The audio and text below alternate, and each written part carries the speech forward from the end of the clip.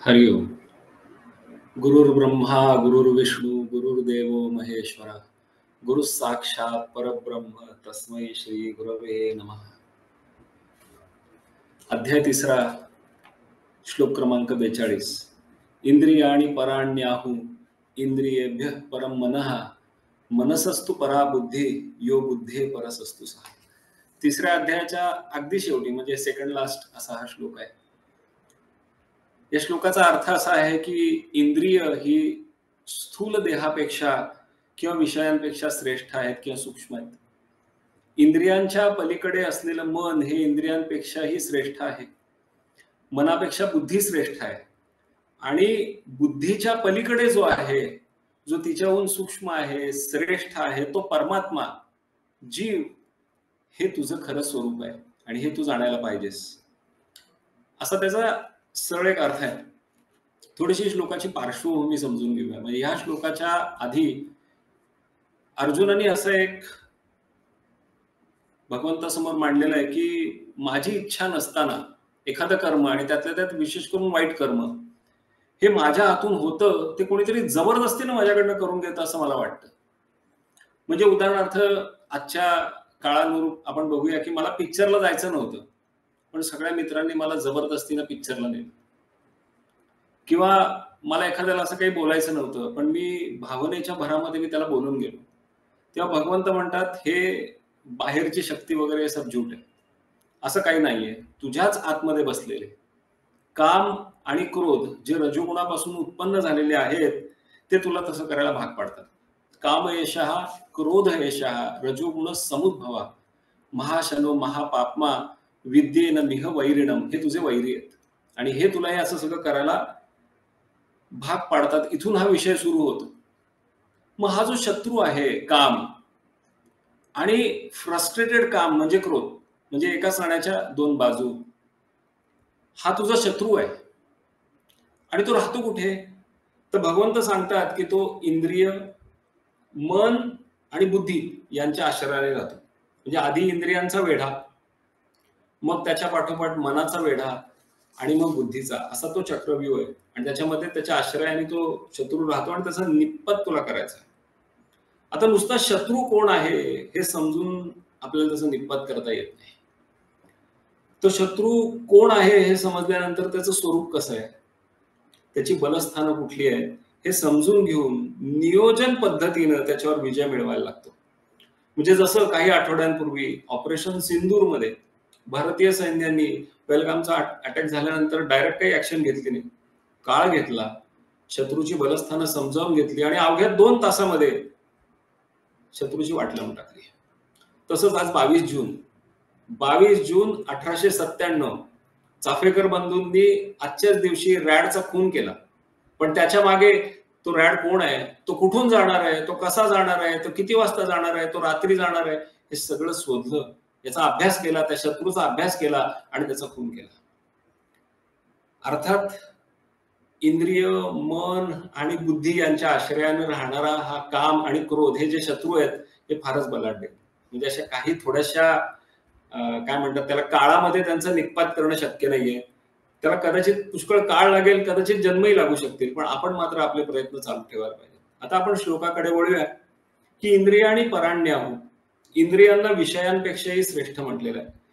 आता ही इंद्रिय जी म्हटलेली आहेत ती बाह्य विषयांपेक्षा श्रेष्ठ आहेत असं भगवंतांना जरी म्हणायचं असलं तरीही स्थूल इंद्रिय नाहीयेत, म्हणजे डोळे वगैरे अशी इंद्रिय नाहीयेत. त्यांना म्हणायचं आहे की ह्या ज्ञानेंद्रियांना जी चालवणारी सूक्ष्म शक्ती आहे ना, ती म्हणजे डोळ्यांची पाहण्याची शक्ती, कानांची ऐकण्याची शक्ती, बाह्य विषय कुठले आपल्याला सगळ्यांना माहिती आहे, शब्द, स्पर्श, रूप, रस, गंध हे सगळे, आणि त्यांना ग्रहण करणारी ज्ञानेंद्रिय आणि ह्या ज्ञानेंद्रियांना चालवणारी शक्ती.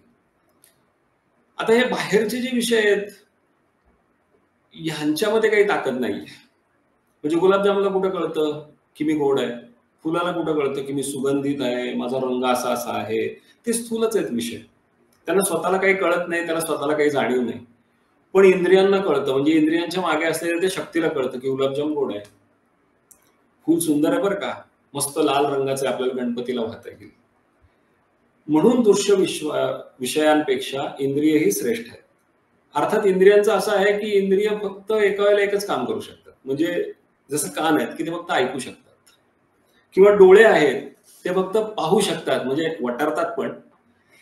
त्वचा स्पर्श जो आहे तो अनुभवू शकते, परंतु एकमेकांचे विषय ते ग्रहण नाही करू शकत. म्हणजे गुलाबजाम किती गोड असला तरी सुद्धा तो जिभेवर ठेवल्यानंतरच त्याची गोडी कळते. तो त्वचेवर ठेवला तर तो चिकटपणा जाणवतो, म्हणजे त्याचं काही ग्रहण होत नाही, किंवा कानात त्याचा आवाज बिवाज काही ऐकायला येत नाही. म्हणून इंद्रियांची एक, काय म्हणतात ना त्याला, एक लिमिटेशन्स आहेत, ते त्या मर्यादेपर्यंत कार्य करतात. इंद्रियेभ्य परम मनः, म्हणजे इंद्रियांपेक्षाही मन हे सूक्ष्म आहे आणि श्रेष्ठ आहे. मग ही ज्ञानेंद्रिय जे बाहेरचे विषय पाहतात, ग्रहण करतात ना, त्यांचे इंटरप्रिटेशन करत नाहीत, ते काम मनाचं. म्हणजे ज्ञानेंद्रियही एकमेकांच्या संवेदनांचा एकत्रित विचार देखील करू शकत नाहीत, ते काम मनाचं.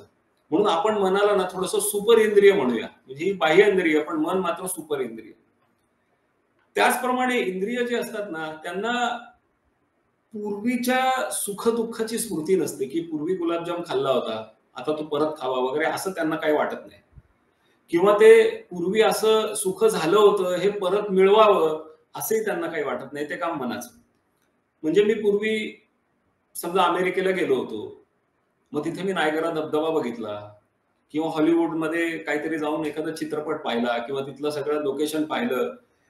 हे जे दृश्य आहे ते तिथं नसताना ते माझ्या डोळ्यासमोर मनाच्या साह्यानं तरळतं. तिथे जाण्याची इच्छा तयार होते. म्हणजे प्रत्येकाला सुखाची स्मृती होते असं नाहीये, दुःखाची पण होते, की मला असा असा बोलला होता बरं का, लक्षात आहे माझ्या अजून पण. हे सुद्धा मन करतं. आणखी एक गोष्ट आहे की इंद्रियांना भावना नसतात, ज्या मनाला असतात. म्हणजे समजा आपल्या मुलांना एक चांगले मार्क मिळवले 10वी मध्ये असं आपण समजूया. मग ती मार्कशीट जेव्हा आपल्या डोळ्यासमोर येते, तेव्हा ते डोळे ती मार्कशीट मधले जे काही आकडे आहेत किंवा ते शब्द आहेत ते मनापर्यंत पोहोचवतात, आणि मन त्याचं इंटरप्रिटेशन करतं. आणि ते मन जरा संवेदनशील असल्यामुळे आपल्या मुलाला चांगले मार्क पडले बरं का, हे वर्तमान काळात की चांगले मार्क पडले, अरे त्यासाठी त्यांनी किती अभ्यास केला होता भूतकाळ. असाच जर अभ्यास करत राहिला तर त्याचं भविष्य मात्र उज्ज्वल आहे. भविष्यकाळ म्हणजे भूत, वर्तमान, भविष्य अशा अनेक घटना त्याच्या डोळ्यासमोर, त्या मनासमोरनं जाऊ शकतात, आणि त्याच्यातून ते मन सुख उपभोगू शकतं. असं मनाचं तंत्र आहे. आता मनापेक्षा ही बुद्धी श्रेष्ठ आहे. मनसस्तु परा बुद्धी. आता खरंच मनापेक्षा बुद्धी श्रेष्ठ आहे का? तर हो, श्रेष्ठ आहे. कशी श्रेष्ठ आहे? तर आपण नेहमी म्हणतो ना की एक वेळ आपण दुसऱ्याला फसवू, त्याला कळणार नाही पण मला मात्र कळल्याशिवाय राहणार नाही. का? कारण मनामध्ये येणारे जे विचार आहेत ते आपल्याला बुद्धीला नक्की कळतात. त्याला कळत नाही असं होत नाही. मनाने काही गुपचूप केलं तरी सुद्धा बुद्धीला ते कळतं. ते योग्य आहे का अयोग्य आहे हे कळतं, नैतिक आहे का अनैतिक आहे हे कळतं, धर्म्य आहे का अधर्म्य आहे हे कळतं. म्हणजे मनानं जर काही ठरवलं की हा दागिना घ्यायचा, समजा आता बऱ्याच जणांना दागिना घ्यायची असं थोडीशी हौस असते, तर दागिना घ्यायचा, तेव्हा बुद्धी ठरवते आपल्याकडे पैसे आहेत का, आपण ते घेऊ शकतो का, आता खरंच त्याची गरज आहे का, आणि कर्ज काढून जर घेतलं तर त्याचे परिणाम काय होतात वगैरे वगैरे. म्हणजे हे सगळं अनालिसिस जे आहे हे बुद्धी करत असते, म्हणून बुद्धी श्रेष्ठ. दुसरी गोष्ट अशी आहे की बुद्धी सूक्ष्म गोष्टींमध्ये शिरू शकते. सहसा मन नाही शिरत सूक्ष्म गोष्टींमध्ये, बुद्धी शिरू शकते. की जसं न्यूक्लिअर सायंटिस्ट असतात की जे अणू अतिशय छोटा आहे आणि ते काय त्याच्या रिॲक्शन्स वगैरे होतात हे सगळं समजून घेण्याचं काम. ते प्रोटॉन्स आहेत, मग ते इलेक्ट्रॉन्स आहेत आणि न्यूट्रॉन्स आहेत, आणि ते कुठं कुठं फिरतात वगैरे, हे सगळं बुद्धी समजून घेण्याचा प्रयत्न करते. बुद्धी थोडीशी इम्प्रेसिव्ह किंवा ब्राईट आयडियाज यांच्याकडे झुकलेली असते. मनाला आणि इंद्रियांना या असल्या गोष्टींमध्ये काडीचाही रस नसतो. त्यांचं फक्त इच्छा, हे हवं हे नको, असं छान वाटतं वगैरे, याच्याकडे त्यांचा कल असतो. बुद्धी दोन प्रकारची आहे. हे पुढे आहे भगवद्गीतेमध्ये पण आलेलं आहे की बुद्धी दोन प्रकारची आहे, की एक व्यवसायात्मिका बुद्धी की जी फक्त आणि फक्त परमेश्वराशी संबंधित होत राहते, आणि दुसरी अव्यवसायात्मिका बुद्धी की जी भगवंतांच्या व्यतिरिक्त सर्व बाह्य विषय जे आहेत त्यांच्याशी संलग्न होऊन त्यांच्याशीच इंटरप्रिटेशन करत बसणे, त्याचं निरीक्षण करणे, त्याचं समजून घेणे, याच्यामध्ये राहते. आता अशी जी बुद्धी आहे, ह्या बुद्धीपेक्षा ही आत्मा श्रेष्ठ आहे. आत्मा म्हणजे जीव. यो बुद्धे परसस्तु सहा, असं भगवंतांनी म्हटलंय. तर आपण बघितलं की बुद्धी ही थोडस निरीक्षण करते. ती आपले जे पूर्वाश्रमीचं ज्ञान आहे ना, त्याचा जो अनुभव आहे, त्याच्या आधारावर कुठले कुठले पर्याय उपलब्ध आहेत, काय करायला पाहिजे, कुठला पर्याय घेतला तर काय परिणाम होईल, चांगला होईल का वाईट होईल, याचं विश्लेषण करते. आणि हे सगळंच्या सगळं विश्लेषण जे आहे ते जीवाच्या समोर मांडते. तसं मन देखील मला हे हवं, मला हे नको, मला हे चांगलं वाटतंय, मला हे आता आता हवंय, हे मला हवंच आहे, असं सगळं जे आहे ना, हे सगळं त्या जीवाच्या समोर मांडते. आणि मग शेवटी जीवाला निर्णय घ्यायचा असतो की हे नक्की काय करायचं. आपण एका महाभारतातल्या उदाहरणाने हे समजून घेऊया की आत्मस्वरूप जीव हा म्हणजे धृतराष्ट्र, दुर्योधन म्हणजे मन, आणि द्रोण, भीष्म, विदुर हे बुद्धी. अर्ध हा दुर्योधन सांगतोय की मला राज्य हवं, मला त्या पांडवांचं राज्य सुद्धा हवं. तो त्याच्या इच्छांचं प्रकटीकरण त्या धृतराष्ट्राकडे करतोय. ऍज अगेन्स्ट द्रोण वगैरे हे सगळे मंडळी सांगतात की नाही नाही, ते करणं योग्य नाहीये, त्यांचं राज्य आहे ते त्यांना द्यायला पाहिजे, तेच धर्म आहे, तेच योग्य आहे. निर्णय घ्यायचा आहे धृतराष्ट्राला, म्हणजे जीवाला. धृतराष्ट्र हा जीवाचं प्रतीक आहे, त्याला निर्णय घ्यायचा आहे, तो स्वतंत्र आहे निर्णय घ्यायला. पण तो जर नुसतं मनाचं ऐकत राहिला तर तो स्वतःचा घात करून घेईल.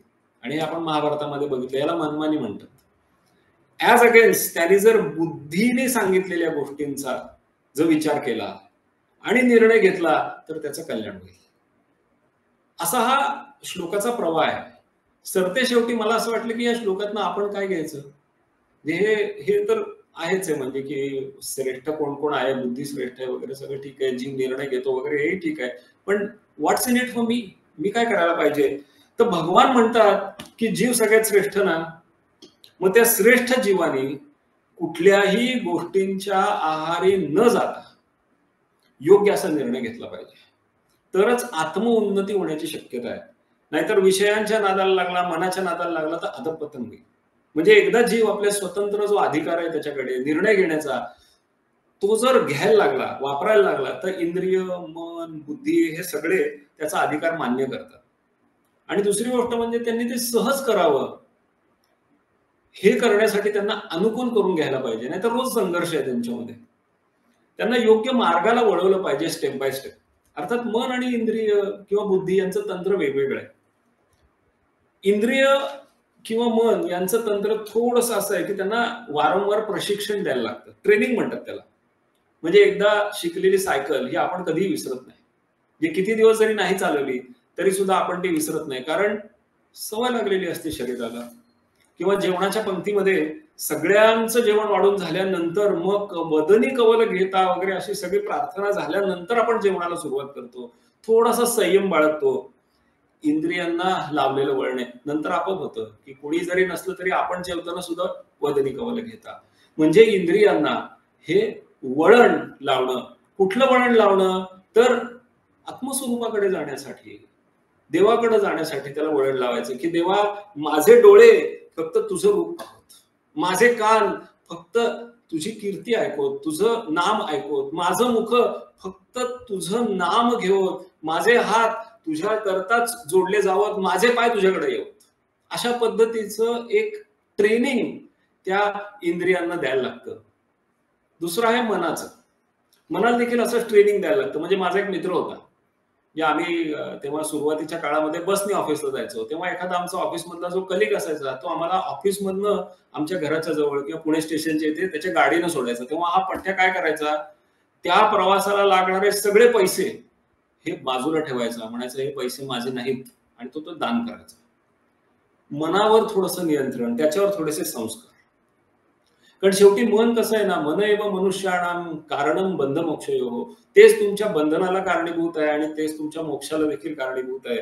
म्हणजे मन जसं उपयुक्त आहे ना, तसं त्याचं उपद्रव मूल्य देखील खूप जास्त आहे. म्हणून समर्थांनी त्याला मना सज्जना भक्तिपंथेची जावे, ते सज्जन बिज्जन काय नाही, पण तरी त्याला मना सज्जना असं म्हटलंय. त्याला थोडंसं ट्रेनिंग द्यायला लागतं, त्याच्या कलानी जायला लागतं. ज्ञानेश्वर महाराजांनी असं म्हटलंय की मनाला ट्रेनिंग देणं ह्याच्यासाठी त्याच्या कलाने जेव्हा जातात, पण त्याला जेव्हा आवडतं ना एखाद्या गोष्ट, तर ते करत राहतो. म्हणून महाराज म्हणतात की काजे या मनाचे एकलिके जे देखिले गोडीचे या ठाया सवके, म्हणून अनुभव सुखची कौतुके दावीत जायचे. त्याला सारखं सारखं सारखं त्याला जे आवडेल असं द्या, आणि ती आवड कुठली उत्पन्न करा? परमेश्वराविषयीची. आता पुढे बुद्धीच्या बाबतीमध्ये असं दुसऱ्या अध्यायामध्ये भगवंतांनी म्हटलंय की बुद्धिनाशात प्रणश्यती, मनोनाशात प्रणश्यती वगैरे म्हटलेलं नाही, बुद्धिनाशात प्रणश्यती. म्हणजे जर एखाद्याचा नाश होणार असेल तर पहिला घाव त्या बुद्धीवर होतो. म्हणजे रावणाची बुद्धी नासली म्हणून त्याचा नाश झाला. त्या बुद्धीला फार जपायला लागतं. काय अयोग्य काय योग्य हे समजून, म्हणजे सारासार विवेक वापरून मनाला इंद्रियांना योग्य मार्गदर्शन करायला लावणे, सतत चित्तामध्ये मनामध्ये आणि बुद्धीच्या साह्याने परमेश्वराविषयीचे विचार, किंवा भगवद्गीतेचा एखादा श्लोक म्हणेन, ज्ञानेश्वरीची एखादी ओवी आठवीन आणि तिचं चिंतन करीन. इतर वेळेला मनाला म्हणजे इकडे तिकडचे विचार न करता केवळ त्या विचारांनी उच्च पातळीवर राहण्याचा प्रयत्न करीन. असं बुद्धीला ट्रेनिंग द्यायला लागतं. अर्थात हे कितीही ट्रेनिंग दिलं तरी सुद्धा, म्हणजे माहूत आणि हत्ती यांचं कसं एक नातं असतं ना, तसं असतं की माहूत नेहमी त्या हत्तीला ट्रेनिंग देतो. असं किती जरी ट्रेनिंग दिलं तरी सुद्धा एखाद्या वेळेला रस्त्यावर केळी दिसली की हत्ती त्याच्या मागे मागे जातो. ते सगळं ट्रेनिंग बिनिंग विसरतो, इकडे जायचं तिकडे जायचं वगैरे त्याला काय कळत नाही, तो ते केळीच्या मागे जातो. म्हणजे तसं मन, इंद्रिय, बुद्धी देखील विषयांच्या मागे जाऊ शकतात. आपण रोज संकल्प करतो की बाबा आज का नाही लवकर उठायचं, बरं का. बुद्धी म्हणते चल आता उठायचं, ध्यान करायचं. शरीर किंवा आपली इंद्रिय असं अरे नको नको आताच काय थंडी वाजते, जरा पांघरून घेऊन झोपू. तेव्हा थोडंसं आत्मसंयम, बुद्धीनं ऐकायचं, बुद्धीचं ऐकायचं, मनाला इंद्रियांना ट्रेनिंग द्यायचं. म्हणजे भगवंतांचं शेवटी असं म्हणणं आहे की हे सगळं हा जो द्वंद्वाचा प्रकार आहे ना, हा होतच राहणार. जोपर्यंत आत्मस्वरूपाची प्राप्ती होणार नाही ना, तोपर्यंत हे सगळं काही थांबणार नाही. परंतु जीवाने योग्य निर्णय घेणं, इंद्रिय, मन, बुद्धी यांचं संयमन करत राहणं, आणि सगळ्यात महत्वाचं म्हणजे साधना करत राहणं, ह्या गोष्टी सतत करायला लागतात. म्हणजे रामकृष्ण परमहंस जसं म्हणत असत की बरं व्हायचं असेल ना तर औषध पण घ्यायला लागतं आणि पथ्य पण पाळायला लागतं. तसं या सगळ्या गोष्टी आपल्याला सतत कराव्याच लागतात आणि करायच्याच आहेत. आपण सगळेजण प्रयत्न करतोय. तो स्वामींच्या कृपेने पूर्णत्वास जावो ही स्वामींच्या चरणी प्रार्थना. हरिओम. ओम तत्सत. कृष्णार्पणमस्तु. नमस्कार. गीता नित्यपाठ श्लोक क्रमांक 21. आधी श्लोक वाचून दाखवतो, त्याच्यानंतर आपण त्याचा अर्थ आणि स्वाध्याय करू. एवं बुद्धे परम बुद्ध्वा संसभ्यात्मानमात्मना जय शत्रु महाभाव कामरूप दुरास. याचा अर्थ असा की हे महाभाव अर्जुना, याप्रमाणे बुद्धीच्या पलीकडील परमतत्वाला जाणून घेऊन व बुद्धीद्वारे मनाचे चांगल्या प्रकारे नियंत्रण करून, नियमन करून ताब्यात दिलेला दुष्कर अशा कामरूप शत्रूचा तू जिंकून नाश कर. तिसऱ्या अध्यायातला हा समारोपाचा जरी श्लोक असला तरी ह्या अध्यायात अर्जुन भगवंतांना जो दुसरा प्रश्न विचारतो त्याच्या उत्तरादाखल भगवंत जे श्लोक सांगतात त्यातील हा श्लोक आहे. तिसऱ्या अध्यायाची सुरुवात होते त्या अर्जुनाच्या प्रश्नाने की कर्मापेक्षा बुद्धी श्रेष्ठ आहे, तर तू अशा या घोर युद्ध कर्मात आम्हाला काय योजत आहेस?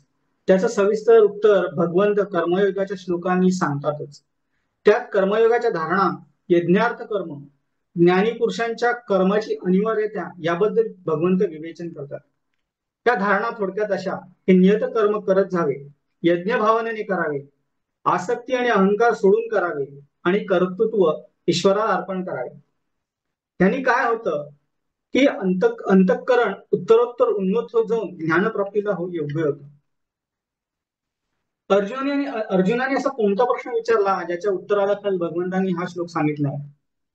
ते अर्जुन भगवंतांना असं विचारतो, आता कर्मयोगाची धारणा सगळ्या सांगून झालेल्या आहेत, त्याच्यावर अर्जुनाला परत प्रश्न पडतो आणि तो विचारतो की कर्मयोगाच्या धारणा एवढ्या सरळ सोप्या असतानाही एखादी व्यक्ती जणू काही इच्छा नसताना देखील पापाचे म्हणजे वाईट गोष्टींचे आचरण का करतो? खूप प्रॅक्टिकल प्रश्न अर्जुनाने विचारला आणि हा प्रश्न आपल्याला देखील बऱ्याचदा पडतो की एखादी व्यक्ती असं का वागते?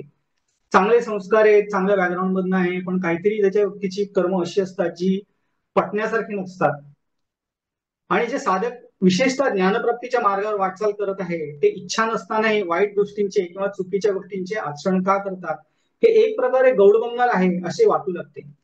की कुठली वाईट शक्ती म्हणजे आपण माहिती असतं काही शक्ती ताबा घेतात वगैरे काही काही आपण ऐकलेलं असतं. अशा व्यक्तीवर ताबा मिळून अशी कामं करून घेतात का, असा प्रश्न आपल्या मनात निर्माण होतो. इथे पाप याचा अर्थ असा घ्यायचा आहे की आपण हे बघतोय ते ज्ञान मार्गावर चालू असलेल्या भक्ताच्या दृष्टीने बघतोय, साधकाच्या दृष्टीने बघतोय. इथे पाप याचा अर्थ असा घ्यायचा आहे की प्राप्त कर्तव्य कर्म न करणे किंवा कुचराई करणे किंवा थोडक्यात पाट्या टाकणे किंवा कसं तरी करून टाकायचं, वेळ निभवायची म्हणून करून टाकायचं, अनितीने वागणे, ज्ञानप्रधानता सोडून भोगप्रधानता स्वीकारणे, नावलौकिक मिळवण्यासाठी खटपट करणे, त्याला दंभ असं म्हणतात. हे सर्व या पापकर्मांमध्ये येतं. हा प्रश्न जगात चाललेल्या वाईट गोष्टी म्हणजे अनेक वाईट गोष्टी जगात चाललेल्या असतात. एखादी व्यक्ती वाईट का वागते ह्या दिशेला नसून ज्ञानमार्गावर जो साधक आहे त्याच्या वर्तनाच्या दृष्टीने पाहायला हवाय. भगवंत या समारोहाच्या श्लोकात दुरासद म्हणजे कामरूपन दुरासद असं म्हटलेलं, म्हणजे जिंकायला कठीण अशा कामरूपी शत्रूचा उल्लेख करतात. हा कामरूपी शत्रू कोण आणि भगवंत त्याला जिंकायला का सांगतायत, आपण थोडं समजून घेऊया. जगात अनेक सत्वशील व्यक्ती असतात, ज्ञानी व्यक्ती असतात, सात्विक व्यक्ती असतात, ज्यांच्याकडून चुकीचं वर्तन घडलं की त्यांच्या अंतःकरणाला क्लेश होतात. आपण चुकून एखाद्याला आवाज चढवून बोललो तर आपल्यालाच नंतर वाईट वाटत राहते की अरे आपण असं कसं बोललो किंवा आपण दुसऱ्याचं अंतःकरण कसं का दुखावलं. पण जगात काही लोक असेही असतात की जे आपल्या दुराचरणाचं तत्वज्ञान करतात. उदाहरणार्थ महाभारतातला दुर्योधन म्हणजे आपल्या चुकीचं वर्तन दुसऱ्यावर टाकून मोकळे की मी काय केलंच नाही, मी नाही त्या गावचा. दुर्योधन महाभारतात असं म्हणतो की मी धर्म म्हणजे काय ते मी जाणतो, पण माझी त्याकडे प्रवृत्ती होत नाही. मी अधर्म म्हणजे काय ते पण जाणतो, म्हणजे धर्म म्हणजे काय मला माहितीये आणि अधर्म म्हणजे काय ते पण जाणतो, पण माझी त्याकडे निवृत्ती होत नाही, म्हणजे मी तो सोडू शकत नाही. हा जो कोणी देव आहे माझ्या हृदयात बसलाय, म्हणजे आता बघा की धर्म म्हणजे जाणतो, अधर्म म्हणजे पण जाणतो, पण माझ्या हृदयात त्याने आता असं म्हणतो की जो हा देव बसलेला आहे तो मला जसं नेमून देईल तसं मी करतो. म्हणजे मी निष्पाप आहे, कोणीतरी मला बाहुलीसारखा हलवून मला हे करायला भाग पाडते. म्हणजे हे आपल्या दुराचरणाचं तत्वज्ञान करून आपल्या दुराचरणावर पांघरून घालून ते करत राहायचं आणि मग सांगायचं की कोणीतरी माझ्याकडनं करून घ्यायचं. ह्या प्रश्नावर म्हणजे अर्जुनाने जो प्रश्न विचारलाय की व्यक्ती पापाचरणाला प्रवृत्त का होतात, भगवंत याच्यात स्पष्टपणे सांगतात की अंतःकरणातील काम आणि क्रोध हेच वाईट कर्माचं कारण आहे. दुसरं तिसरं कोणी नाही, दुसरी तिसरी शक्ती कोणी नाही जे हे काम करून घेते. अंतःकरणातील काम व क्रोध हेच ते करून घेतात. काम एषा क्रोध एषा रजोगुण समुद्वहा महाशनो महात्मा विद्येनाम ह्य वैरिणम. उपभोगात्मक इच्छा वासना व त्यांच्या पूर्तीकडे नेण्याची अंतःकरणाची भूमिका म्हणजे काम. व जेव्हा ह्याला अडसर निर्माण होतो तेव्हा अंतःकरणावर जो आविर्भाव असतो तो म्हणजे क्रोध. साधारण उदाहरण घेऊया. आपण मॉलमध्ये गेलो, खूप दुकान असतात, चकचकीत प्रकाश असतो, वस्तू दुकानात मांडून ठेवलेल्या असतात, आपल्याला त्या वस्तू आवडतात, आपण एखाद्या दुकानात शिरतो, काही हजारांची खरेदी करतो आणि बाहेर आल्यावर आपल्यालाच प्रश्न पडतो की आपण हे का घेतलं.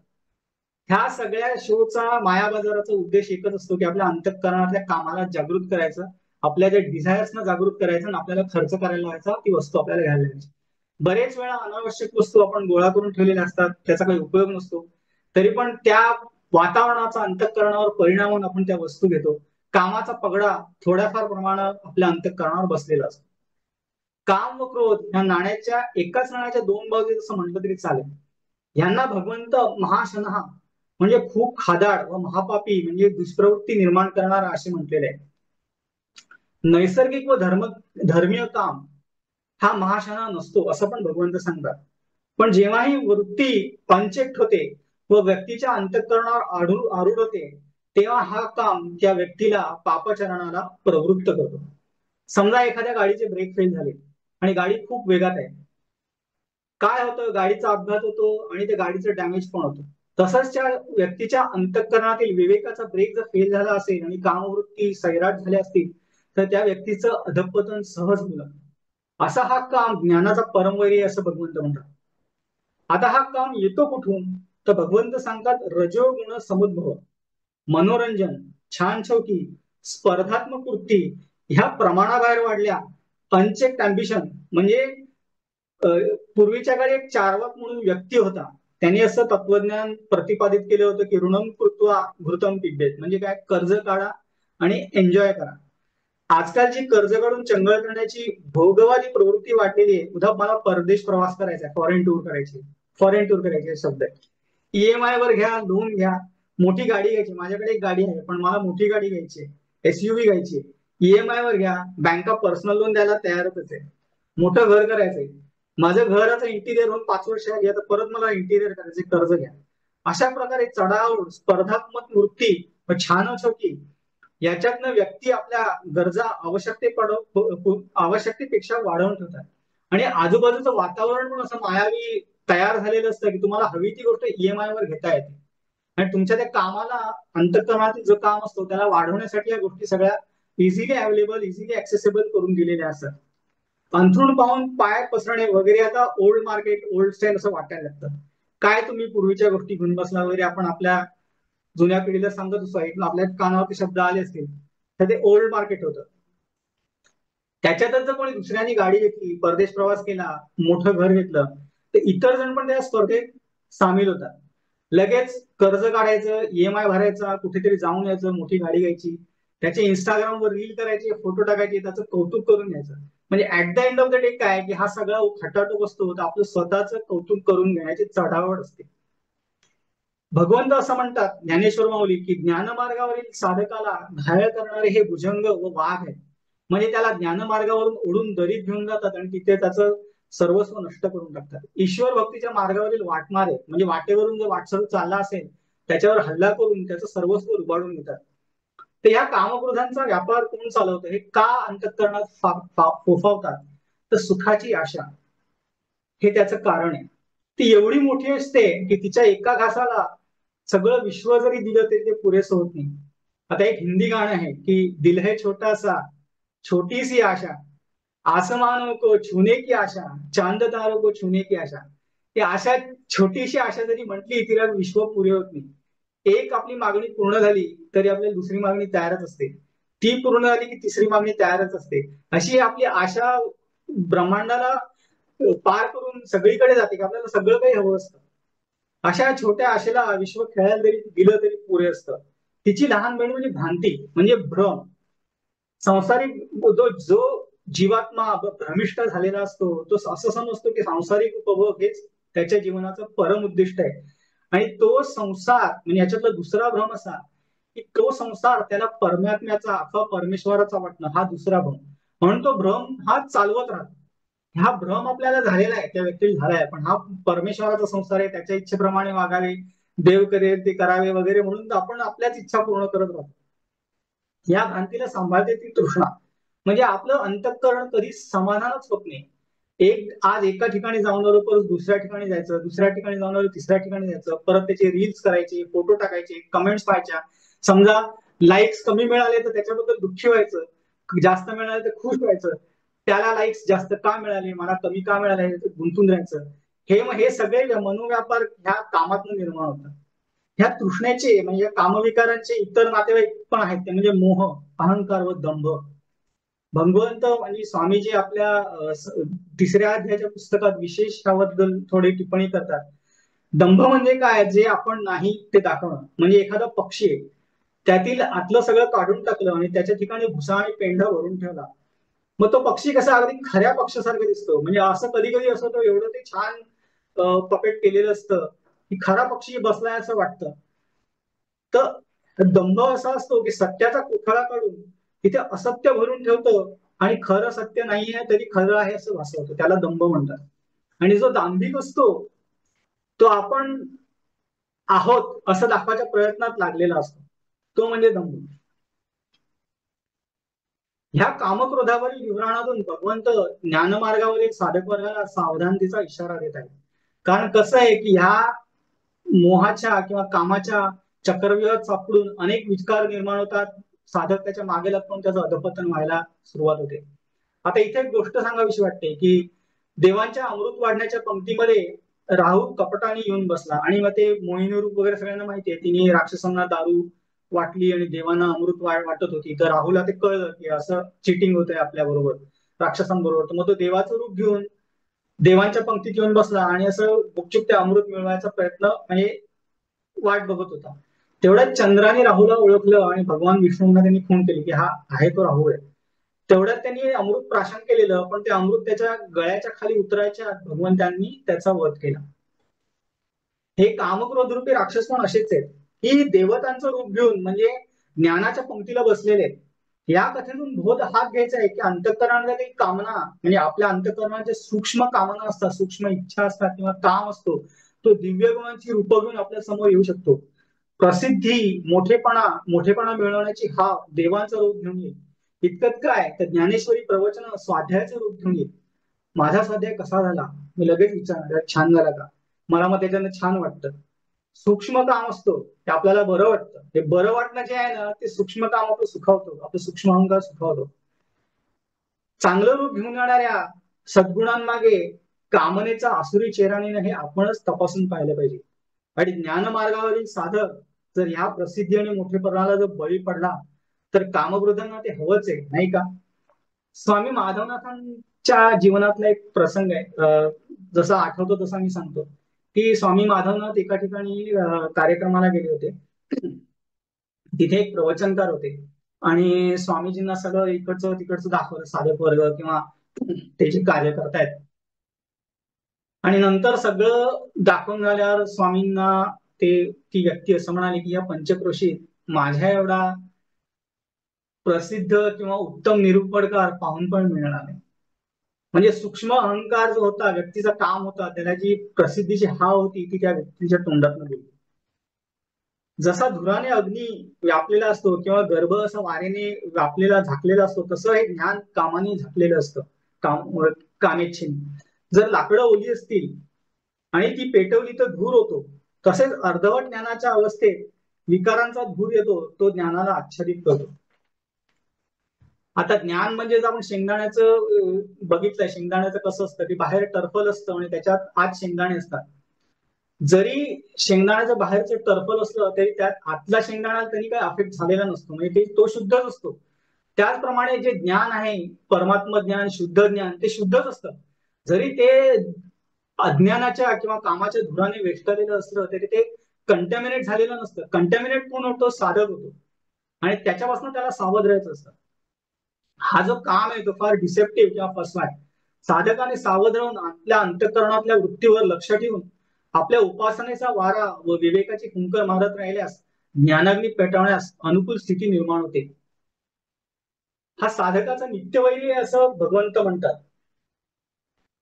आवृत्तम ज्ञानमेतेन ज्ञानिनो नित्यवैरिणा कामरूपेण कौंतेय दुष्पुरेणा नलेनच, असं भगवंतांनी सांगितलंय. आपण लहानपणी सापशिडीचा खेळ सगळे खेळलो असतो. म्हणजे सापशिडीत 100 घरं असतात, आपण एक पासून सुरुवात करतो, दान टाकतो, मग कधी कधी आपल्याला शिडी लागते, शिडी लागल्यावर कधी कधी साप लागला की आपण साप लागल्यावर खाली येतो. गेम इंटरेस्टिंग कधी होतो की तुम्ही जेव्हा 91 वरून पुढे जाता तेव्हा ते 2 साप ठेवलेले असतात मोठे, आणि तो पहिला साप असतो तुम्हाला तो एकदम खाली 2 किंवा 3 वर आणून देतो, आणि दुसरा साप असतो तो 97-98 वर असतो, तो तुम्हाला एकदम 24-25 वर आणून ठेवतो. तर 100 म्हटलं तर आपण पूर्णावस्था असं समजलं तर त्या अवस्थेच्या आड येणारे हे 2 साप, म्हणजे सापशिडीतले 2 साप जर आपण इमॅजिन केले तर तसे जे साप आहेत त्यावर जर साधक आला तर तो अधोगतीत जाऊन पुन्हा त्या गेम मध्ये खाली येतो आणि परत त्याला आपली वाटचाल करायला लागते. त्या कामाला जिंकायचं कसं, तर भगवंत ते शेवटच्या श्लोकात सांगत आहेत, तेच मी आता सांगतो. हा काम जो आहे अंतःकरणात गुप्त रूपाने राहतो. इंद्रिय, मन, बुद्धी हे त्याचं निवासस्थान असतं. तर त्याचा उपाय काय आहे? इमिजिएट उपाय म्हणजे इंद्रियांचं दमन करणं. समजा एखादी व्यक्ती फार सिव्हिअरली इल झाली तर पहिले काय करतात? पहिले त्याला सलाईन लावतात आणि प्रोसिजर चालू करतात. तर पहिली प्रोसिजर काय करायची? तर आपलं इंद्रिय दमन करायचं, की अनावश्यक इच्छा, वासना, कामना आपणच ओळखायच्या आणि त्या कमी करायच्या, अनावश्यक गोष्टी कमी करायच्या. इंद्रियांचं नियमन करणं, फाजील लाड त्यांचे करणं बंद करणं, मनाचं नियमन करणं. तर आपण खरं तर मन जे आहे ना ते फाजीलपणाला लाडवलेलं असतं, त्याचा उठवळपणा कमी करून त्याच्यावर बुद्धीने थोडं नियंत्रण आणायचं असतं. सारखं आपल्याला हे हवं ते हवं, तुलनात्मकता, चढाओढ सोडून द्यायचा प्रयत्न करायचा. करता येणं करू दे, आपण आपलं साधना करू, उपासना करू, भगवद्गीता, दासबोध, ज्ञानेश्वरी याच्या सहवासात राहू, असं थोडा प्रयत्न करायचा. इंद्रियांपेक्षा श्रेष्ठ मन, त्याच्यापेक्षा श्रेष्ठ बुद्धी, त्याच्यापेक्षा बुद्धीच्या पलीकडील सूक्ष्म व श्रेष्ठ आत्मा तो तू आहे, तू आहेस असं भगवंत सांगतात. तो तू आहेस, आय एम दॅट. ते पक्क लक्षात ठेवायचं. मन आपल्या डिमांड सारख्या पुढे ठेवतच असतं. बुद्धी त्यावर सारासार विचार करून ऑप्शन्स निर्माण करत असते. हे योग्य, अयोग्य, नित्य, अनित्य, सारासार विचार करून ऑप्शन आपल्या येथे येत असतात. पण बुद्धी निर्णय घेत नाही. निर्णय कोणाला घ्यायचा असतो? तो जीवात्म्याला घ्यायचा असतो. फायनल डिसिजन आहे तो आपला असतो. एखादा पर्याय जरी अयोग्य असला तरी तो तो आपण का करतो किंवा ती व्यक्ती ती का करते, कारण बुद्धीवर मन आरूढ झालेलं असतं. की मनाचा लाडोबापणा एवढा वाढलेला असतो की बुद्धीचं त्याच्या पुढे काही चालत नाही आणि आपणच तो पर्याय स्वीकारून ती गोष्ट करतो. बुद्धीतील योग्य अयोग्य ठरवणाऱ्या शक्तीलाच विवेक म्हणतात. आणि हा विवेक आपला नेहमीच जागृत असतो. जर अनेक प्रसंगात विवेकाला डावलून जर मनाला अनुकूल निर्णय घेतला, म्हणजे मनाला लाडवत राहिले, तर विवेकाची धार हळूहळू बोथट होत राहते. म्हणजे विवेक आपलं काम करतच असतो, पण आपण मनाचा लाडोबापणा एवढा वाढलेला असतो की सहज ते गोष्टी घडून जाते. तर अर्जुनाच्या प्रश्नाचं उत्तर इथे आहे की चुकीचा निर्णय घेतल्याने अंतःकरणावर दृढ झालेले संस्कार परत तशीच परिस्थिती निर्माण झाल्यावर तेच निर्णय घेतले जातात. आणि ते अनकॉन्शियस बिहेवियर होतं. म्हणजे आधी कॉन्शियसली होतं, पण अनेक वर्ष अनेक वेळा हे निर्णय घेऊन घेऊन अंतःकरण निबर झालेलं असतं, निर्ढावलेलं असतं. तेच निर्णय मग सहजपणे घेतले जातात आणि ती व्यक्ती म्हणते की माझ्याकडनं कोणीतरी एक काम करून घेतलं. तरी पण ह्याच्यात पण चुकीचा निर्णय बुद्धीला समजत असला आणि त्याला बरोबर निर्णय घ्यायचा असला तरी त्याचे प्रयत्न ते फेल जातात, कारण ते संस्कार एवढे दृढ झालेले असतात, ते काढणं कठीण जातं. म्हणून भगवंत शेवटच्या श्लोकात सांगतात की मन आणि बुद्धीचं चांगलं नियमन कर, त्याने अंतःकरणातला विवेक बळकट होईल. त्यातून तुला जरी ज्ञानप्राप्ती झाली नसली तरी सद्गुरूंच्या मार्गदर्शनाप्रमाणे आत्मचिंतन चालू ठेव. म्हणजे एक तर विवेक आणि वैराग्य, दुसरे सतत आत्मचिंतन. याद्वारे तू कामक्रोधाला हातपाय पसरायला जागा देणार नाही. भगवद्गीतेतल्या 3ऱ्या अध्यायातील कामक्रोध यांच्यावरील विवेचनाचे भगवंताचे श्लोक खूप महत्वाचे आणि प्रिकॉशनरी आहेत. म्हणजे साधकाला सावध करणारे आहेत. कारण त्याचं कारण एकच आहे की साधन मार्गावरील व्यक्तींना अडवून, म्हणजे हे गुप्त शत्रू आहे, अडवून आशा, तृष्णा, दंभ, काम, क्रोध हे सगळे त्याच्या अधःपतनाच्या वाटेवर घेऊन जातात. साधकांनी या बाबतीत अतिशय सावध राहून सद्गुरूंच्या मार्गदर्शनाखाली आपली वाटचाल चालू ठेवली पाहिजे. आजचा हा स्वाध्याय मी श्री स्वामींच्या चरणी अर्पण करतो व इथेच थांबतो. हरी.